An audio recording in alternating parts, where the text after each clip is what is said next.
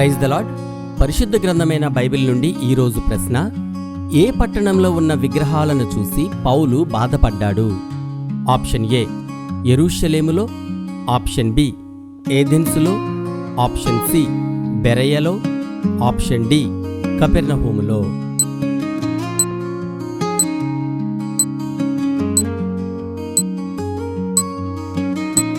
సరైన జవాబు ఏథెన్సులో. పౌలు ఏథెన్సులో వారి కొరకు కనిపెట్టుకొని ఉండగా ఆ పట్టణము విగ్రహములతో నిండియుండుట చూచినందున అతని ఆత్మ పరితాపము పట్టలేకపోయెను. ఇది అపోస్తుల కార్యములు 17వ అధ్యాయము 16వ వచనములో వ్రాయబడి ఉన్నది. కొందరు రథములను బట్టియు కొందరు గుర్రములను బట్టియు అతిశయపడుదురు. మనమైతే మన దేవుడైన యెహోవా నామమును బట్టి అతిశయపడుదుము. వారు కృంగి నేల మీద పడియున్నారు, మనము లేచి చక్కగా నిల్చుచున్నాము.